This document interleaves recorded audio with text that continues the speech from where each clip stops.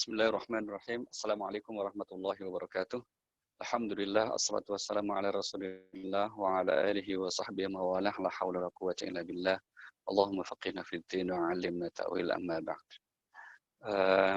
Teman-teman sekalian, rahimakumullah. Kita masih melanjutkan sesi perjalanan kehidupan manusia, di mana kemarin kita bicara tentang fase kehidupan di mahsyar dengan segala keadaannya, juga kita singgung tentang relativitas waktu.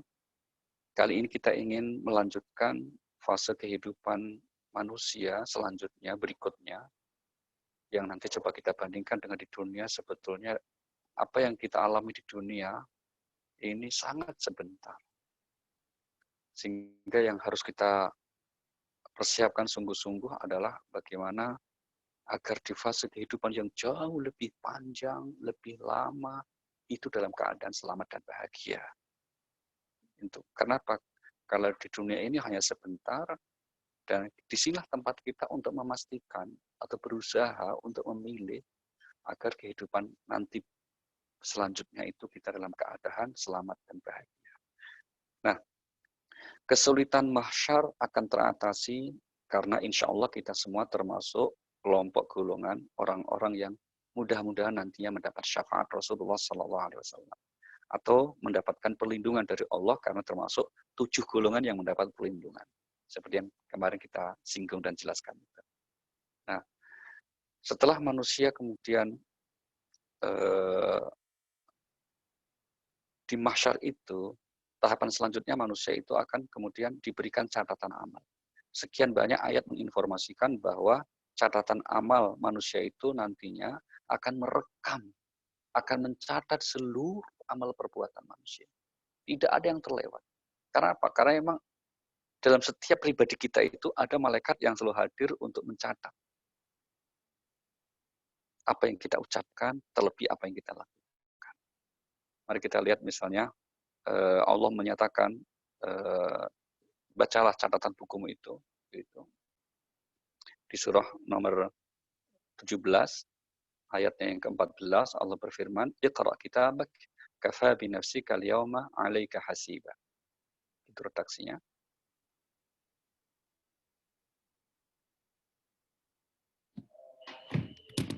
Bismillahirrahmanirrahim. Bacalah kitabmu, cukuplah dirimu sendiri pada hari ini sebagai penghitung atas dirimu. Iya, bacalah kitabmu, cukuplah hari ini kamu sendiri yang akan nantinya menghisab amal-amal perbuatanmu selama di dunia. Nah, maka ketika orang-orang yang durhaka itu melihat catatannya, mereka berteriak, menyesal, tapi sudah tidak ada gunanya. Kita ambil contoh misalnya di surah nomor 18, surah Al-Kahfi, ayatnya yang ke-49, mereka berteriak, "Mali hadzal kitab la yughadiru shaghiratan wala kabiratan illa ahsaha." Begitu. Wajadu ma 'amilu hadira wa la yadlimu rabbuka ahad. Bismillahirrahmanirrahim. Dan diletakkanlah kitab catatan amal, lalu engkau akan melihat orang yang berdosa merasa ketakutan terhadap apa yang tertulis di dalamnya. Dan mereka berkata, betapa celaka kami. Kitab apakah ini? Tidak ada yang tertinggal, yang kecil dan yang besar, melainkan tercatat semuanya. Dan mereka dapati semua apa yang telah mereka kerjakan tertulis.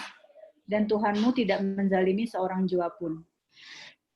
Nah, ini salah satu alasan mengapa Allah kemudian memberikan catatan amal, karena untuk menjadi bukti nyata, jangan sampai ada yang merasa terzalimi.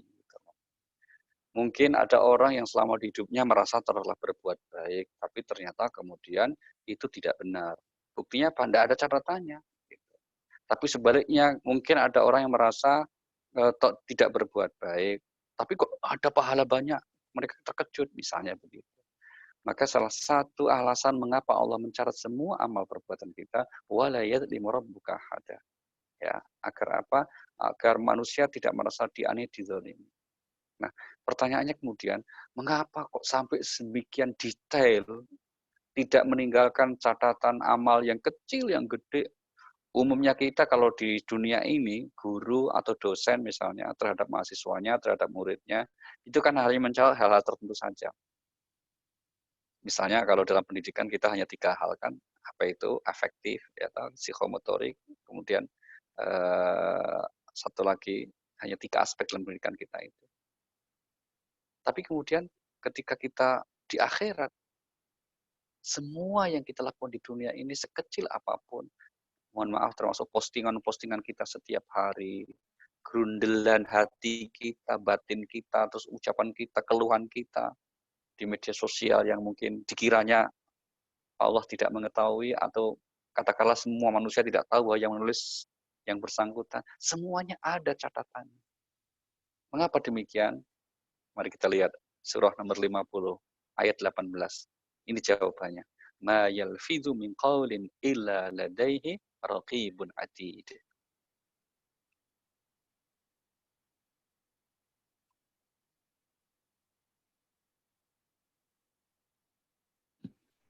Bismillahirrahmanirrahim. Tidak ada suatu kata yang diucapkannya, melainkan ada di sisinya malaikat pengawas yang selalu siap mencatat. Ini jawabannya.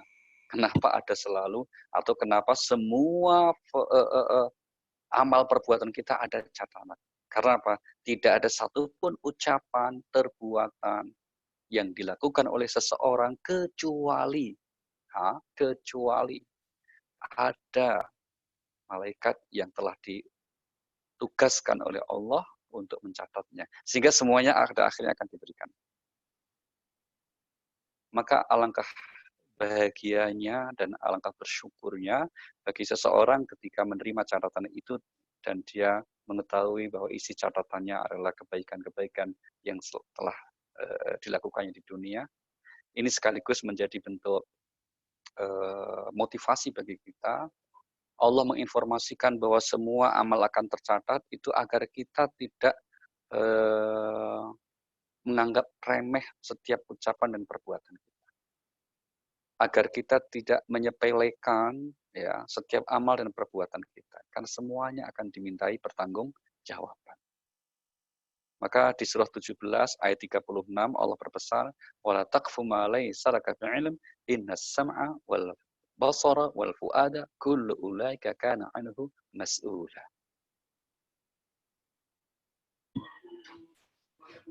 Bismillahirrahmanirrahim. Dan janganlah kamu mengikuti sesuatu yang tidak kamu ketahui, karena pendengaran, penglihatan, dan hati nurani, semua itu akan diminta pertanggungjawabannya. Semuanya akan dimintai pertanggungjawabannya. Maka termasuk kalau ada sementara orang yang mungkin menganggap remeh ya, memposting hal-hal yang negatif, hal-hal yang memprovokatif, terlebih dalam situasi wabah seperti ini, maka semuanya akan dimintai pertanggungjawaban. Bahkan ada ayat khusus yang mengingatkan kita jangan sampai melakukan hal seperti itu. Karena meskipun manusia menganggap itu sesuatu yang remeh, tapi kata Allah apa? Itu di sisi Allah sesuatu yang besar konsekuensinya. Kita ambil contoh misalnya di surah nomor 24 ayat yang ke-15 Allah berfirman apa terkait masalah ini.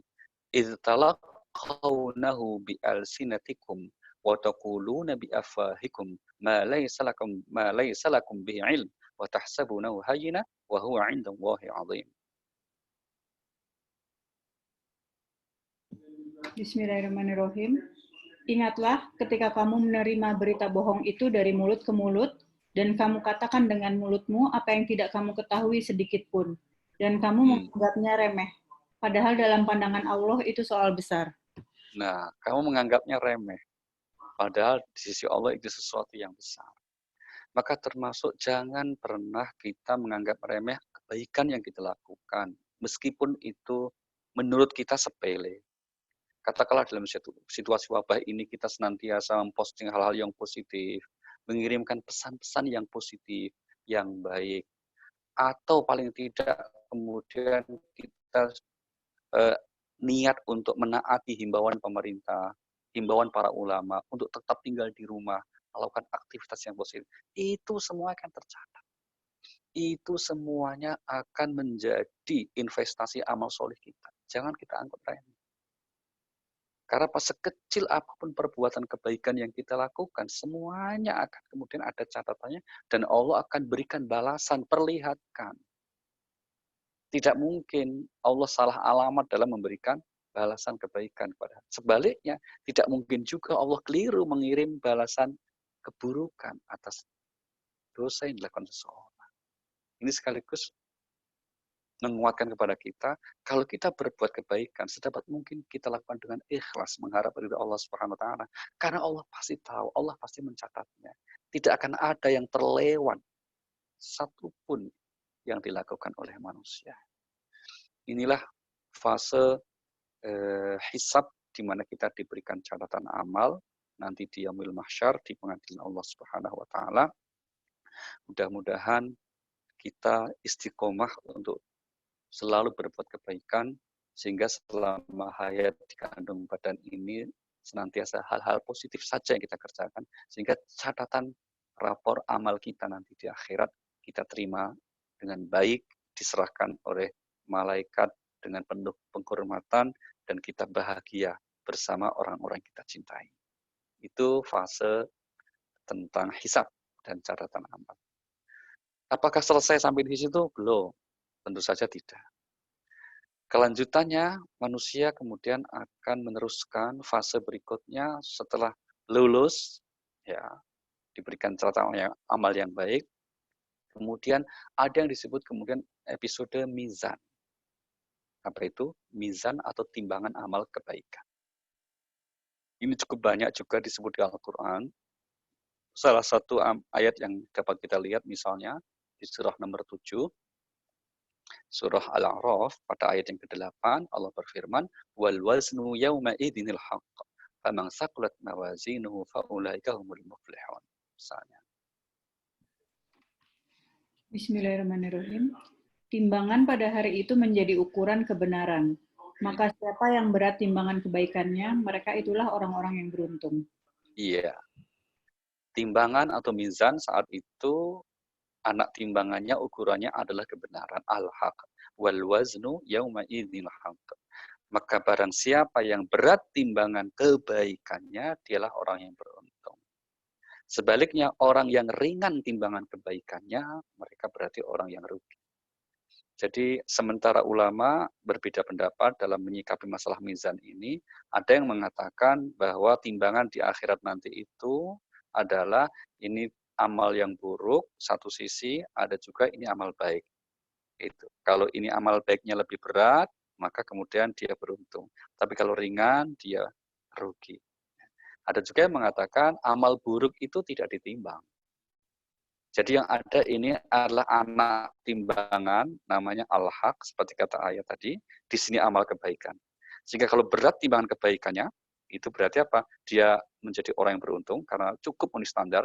Tapi kalau tidak punya kebaikan ringan gitu, tidak cukup standar, maka dia seorang rugi. Apapun pengertiannya, maksudnya adalah amal kita tidak cukup hanya dengan dihitung, dicatat, tapi juga nanti akan dilihat kualitas. Memang ada orang yang nanti di akhirat, ternyata apa? Ketika di dunia dia berbuat kebaikan, tapi tidak berkualitas. Kenapa? Tidak didasari dengan iman dan juga tidak disadari dengan keikhlasan. Itulah mengapa nanti kita temukan ayat misalnya, ya, di surah nomor 18, surah Al-Kahfi, ayat 105, ada orang-orang yang berbuat kebaikan, tapi kemudian tidak ditimbang. Karena apa? Habis dan hancurlah kebaikan-kebaikannya itu. Surah 18, ayat 105, di mana Allah berfirman, Ulaika alladzina kafaru bi ayati rabbihim wa liqa'i fahabirat a'maluhum wa la nuqimu lahum yaumal qiyamati wazna. Bismillahirrahmanirrahim. Mereka itu adalah orang yang mengingkari ayat-ayat Tuhan mereka dan tidak percaya terhadap pertemuan dengannya. Maka sia-sia amal mereka dan kami tidak memberikan penimbangan terhadap amal mereka pada hari kiamat. Sia-sia amal kebaikannya di dunia. Dan kami tidak akan memberikan penimbangan amal. Itulah mengapa kuantitas amal kebaikan tidak cukup. tapi harus kemudian diikuti kualitas. Amal kebaikan yang berkualitas itu yang didasari oleh keimanan. Dan yang memberatkan timbangan nanti di akhirat itu adalah akhlak. Maka menjadi penting kita untuk mengamalkan petunjuk agama ini yang mahkota utamanya itu adalah akhlak yang baik. Karena apa? Karena kalau kemudian seseorang yang beragama, misalnya kemudian telah berusaha menjalankan aspek-aspek agama ini, terutama dari aspek ritualnya ya, dengan baik. Tapi kalau akhlaknya tidak baik, maka itu timbangannya menjadi jomplang, menjadi ringan sekali. Itulah mengapa Rasulullah SAW dipuji oleh Allah itu sebagai pribadi yang memiliki akhlak yang luhur.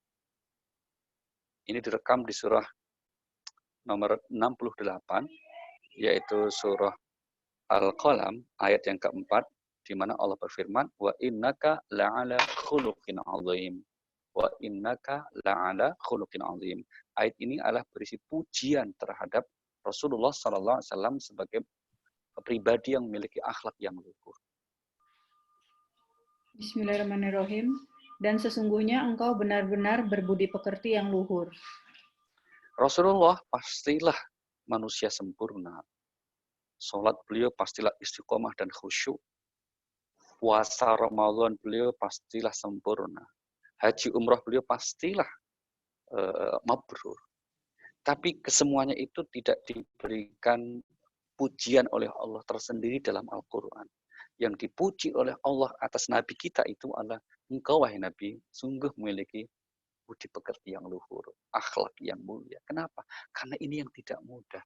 Dan karena inilah yang paling memberatkan timbangan kita nanti di akhirat. Maka penting untuk kita senantiasa mengasah dan mengasah diri kita, mengasuh hati kita, agar kiranya kita dianugerahi oleh Allah menjadi orang yang memiliki akhlak yang baik. Menjadi orang yang memiliki budi pekerti yang luhur. Supaya apa? Berat timbangan kebaikan kita nanti di akhirat. Mudah-mudahan kita semuanya diloloskan, dimudahkan, timbangan amal kebaikan kita semuanya tidak sekedar banyak tapi juga baik. Sehingga kemudian fase berikutnya yang akan dilalui oleh seluruh manusia adalah kemudian as-sirat, yaitu menempuh jalan yang luas lagi lurus, yang melintang di atas neraka yang akan menghantarkannya nanti di surga. Itulah yang disebut dengan as-sirat.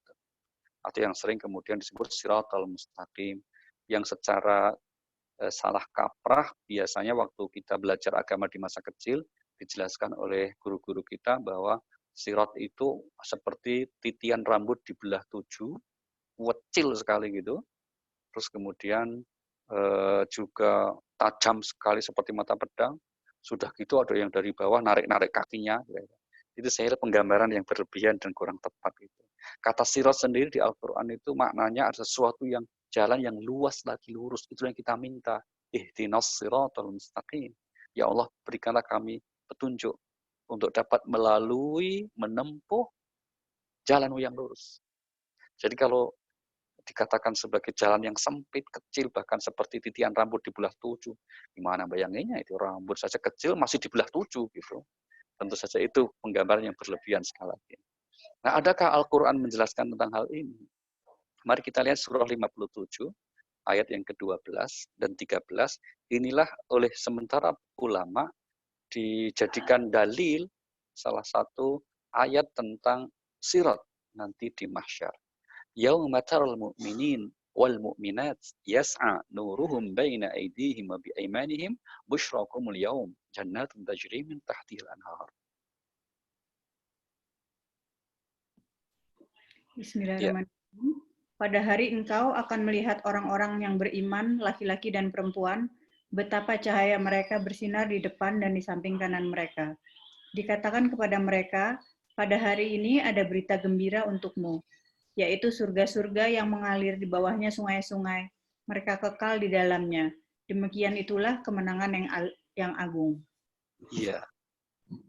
Ini ayat yang menginformasikan tentang perjalanan kita nanti di akhirat, yaitu di mahsyar ketika kita melewati yang disebut dengan sirat. di mana orang mukmin laki dan perempuan mereka melewati itu dengan penuh kebahagiaan. Karena apa? Karena di sebelah kanan kirinya bertaburan cahaya. Bertaburan cahaya yang sangat luar biasa.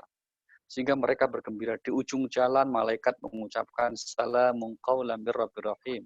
Seperti di surah Yasin itu. Atau juga kemudian sepanjang perjalanan itu mereka gembira, bahagia sekali. Karena apa? Sudah tidak ada lagi beban. Semuanya dijalunya dengan penuh kebahagiaan. Sebaliknya, jembatan Sirat atau yang akan dilalui oleh orang-orang yang disebut lanjutan ayatnya, ayat 13-nya itu, Mbak, ya, yaitu khususnya orang-orang munafik, laki dan perempuan, mereka begitu gelap, licin, sehingga tidak tahu di bagian mana mereka nanti akan terpeleset. Maka kemudian sebelum mereka melewati jembatan itu, dia lihat sampingnya orang-orang mukmin laki perempuan melewati jembatan dengan sangat bahagia gitu ya, gembira, cahayanya terang benderang. Mereka teriak, minta supaya diberikan sedikit cahaya agar jembatan mereka itu kemudian menjadi terang juga sehingga selamat itu. Nah, ini digambarkan ayat selanjutnya ayat 13. Yauma yaqulul munafiquna wal munafiqatu lil ladzina amanu duruna naqtabis min nurikum. Begitu. Bismillahirrahmanirrahim. Pada hari orang-orang munafik, laki-laki dan perempuan berkata kepada orang-orang yang beriman, "Tunggulah kami ingin mengambil cahayamu." Kepada mereka dikatakan, "Kembalilah kamu ke belakang dan carilah sendiri cahaya untukmu." Lalu di antara mereka dipasang dinding pemisah yang berpintu. Lalu di sebelah dalam ada rahmat dan di luarnya hanya ada azab. Ini kenapa yang disebut munafik? Karena di dalam ayat lain kita temukan bahwa balasan yang disiapkan oleh Allah atas orang yang munafik itu sangat berat. Innal munafiqina fi darkil asfal. Orang munafik itu nanti akan berada di dalam neraka yang paling dalam. Kenapa berat? Ya karena kita kaum muslim tidak tahu seseorang itu munafik atau tidak. Yang tahu hanya Allah Subhanahu wa taala. Karena Al-Qur'an menggambarkan mereka itu wa minan nasi may yaqulu amanna billah wa bil yaumil akhir wa ma hum bimumin. Ya. Surah Al-Baqarah ayat yang ke-8 itu gambarkan siapa sih munafik itu? Mereka wa minan nasi may yaqulu amanna billah wa bil yaumil akhir wa ma hum bimumin. Al-Baqarah ayat 8. Bismillahirrahmanirrahim. Dan di antara manusia ada yang berkata, kami beriman kepada Allah dan hari akhir, padahal sesungguhnya mereka itu bukanlah orang-orang yang beriman. Kan tidak tahu kita. Karena urusannya hati. Tentu yang tahu hanya Allah Subhanahu wa taala. Maka ancaman ini ditujukan kepada orang munafik yang tahu tentu hanya Allah. Kita tidak boleh kemudian tidak diberikan mandat oleh Allah untuk menilai hatinya orang. Atau untuk menjudge orang, dia itu munafik, ini nanti hukumnya dikerak neraka, tidak boleh. Karena apa? Itu wilayah Allah Subhanahu wa taala. Kenapa Allah sampaikan ini? Supaya manusia terus berhati-hati. Nah, inilah gambaran tentang sirat yang akan dilalui oleh manusia nanti di akhirat, di yaumil mahsyar nanti.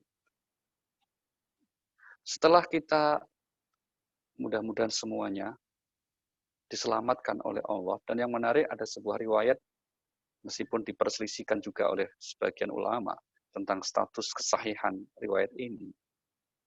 Rasulullah Shallallahu Alaihi Wasallam itu ketika dibangkitkan kan langsung berhak mendapatkan bagian yang pertama kali masuk surga. Sebagai utusan Allah, manusia pilihan, beliau berhak untuk itu.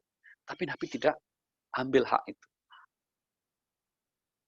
Nabi ingin menemani umatnya dalam menjalani proses-proses ini. Sehingga kemudian ketika umatnya menyeberangi sirat, menurut beberapa sumber, Rasulullah kemudian berdoa, ya Allah selamatkanlah umatku. Ya Allah selamatkanlah umatku.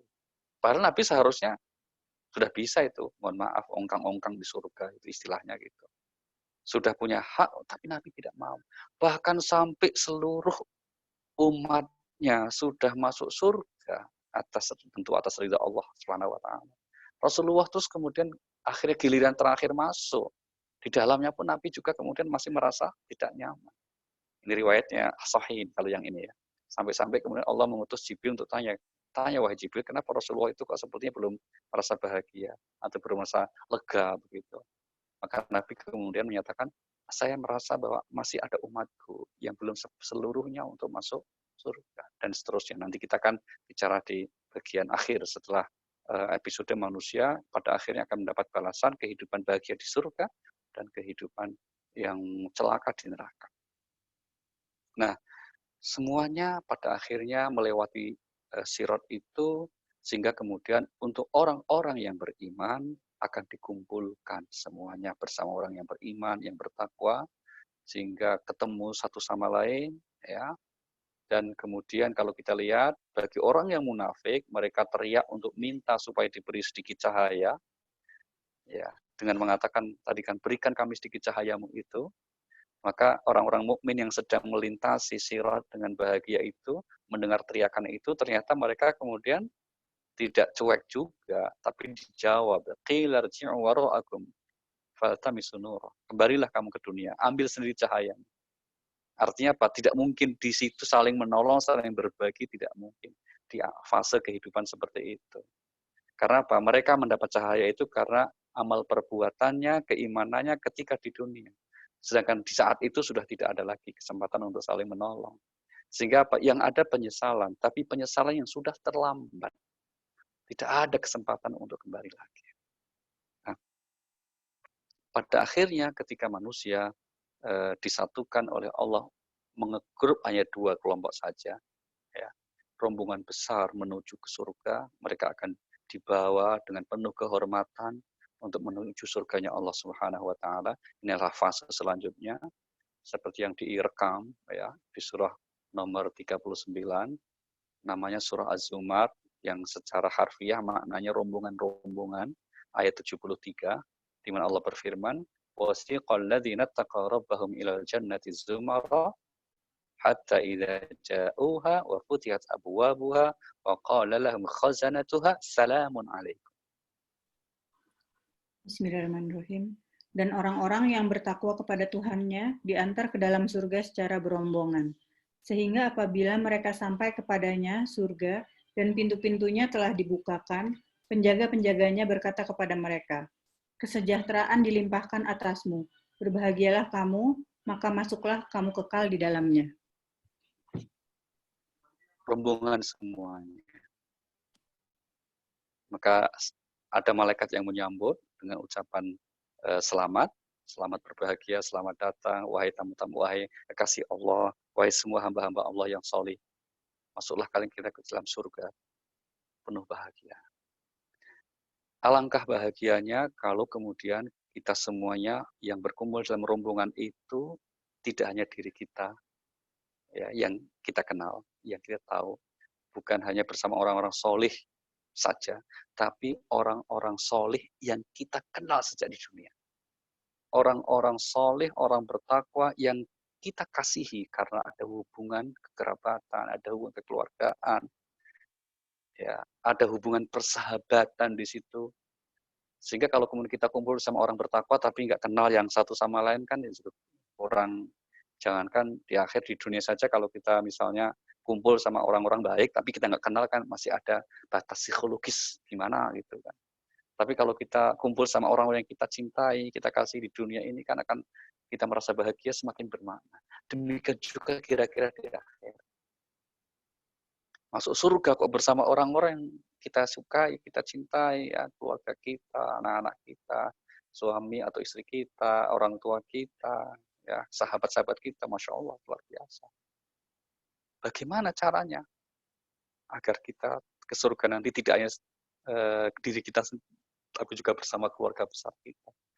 Ada rincian amal yang seyogyanya dilakukan setiap orang agar nanti dikumpulkan bersama di surga.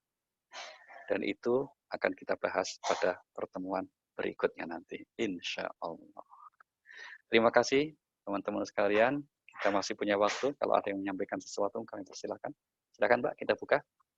Kalau ada yang mau bertanya bisa raise hands atau ditulis di chat ya. Pak Ali mau nanya deh, tadi kan kata Pak Ali semua akan dicatat termasuk kalau ngegerundel di hati gitu. Emang apa yang di hati kita juga dimasukin, dicatat pahala atau dosa gitu ya Pak ya? Kalau pahala Dicatat, Mbak. tapi Iya kalau betul, dicatat tapi ya kalau itu sebatas niat buruk blunderan, catatnya itu nanti tidak diberikan sanksi. Gitu. Tidak diberikan sanksinya, tidak diberikan hukumannya. Tapi ada catatannya. Karena seperti kata ayat tadi kan. Ya kan? Maka kemudian ini di ayat surah Al-Baqarah, coba lihat surah Al-Baqarah, surah 2.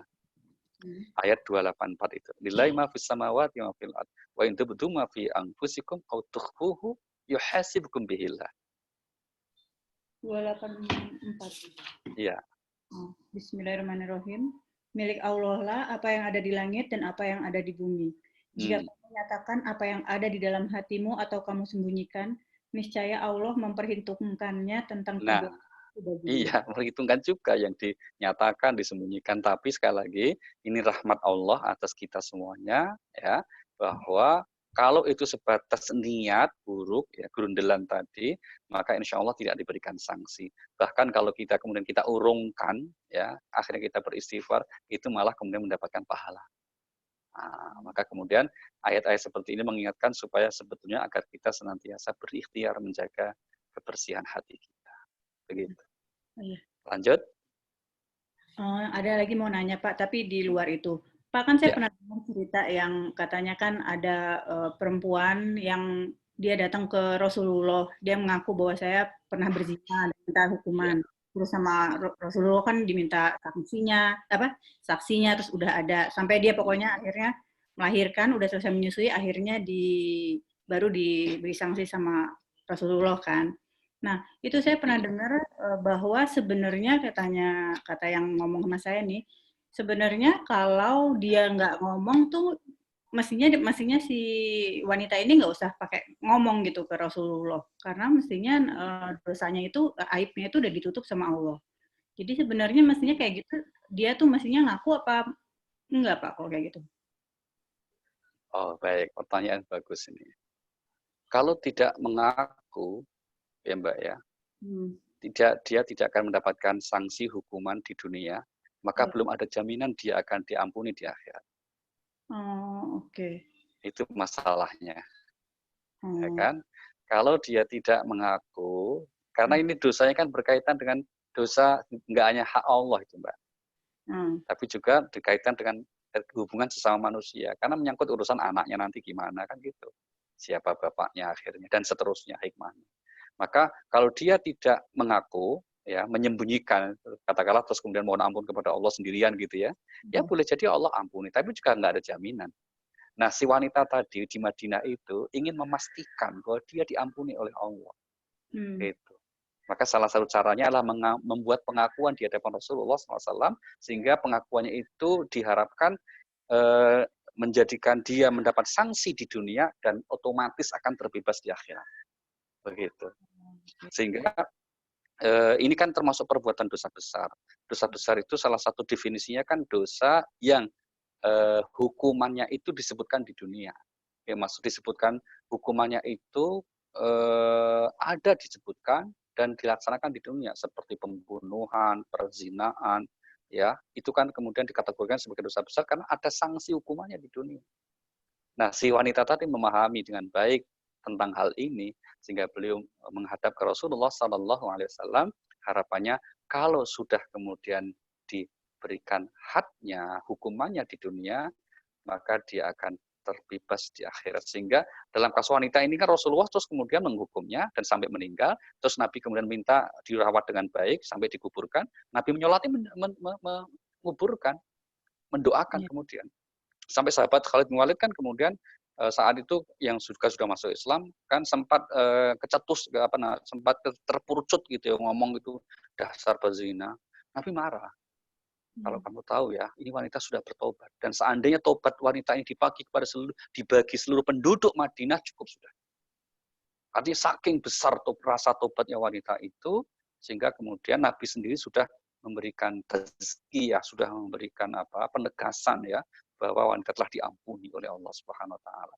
Nah, seandainya diam-diam saja ya, tidak, konteksnya kira-kira zaman itu begitu ya Mbak ya, maka dia merasa mungkin belum diampuni. Tapi kalau zaman sekarang, apalagi kalau di konteks Indonesia, ya, di konteks Indonesia itu ya sebaiknya memang kemudian diam-diam, karena kita tidak melaksanakan hal itu. Kecuali kalau kemudian pada akhirnya Allah mentakdirkan dia tertangkap, terus dituduh, ya sebaiknya dia terima, mengaku dengan baik, sebagai pintu tobatnya kepada Allah Subhanahu wa Ta'ala.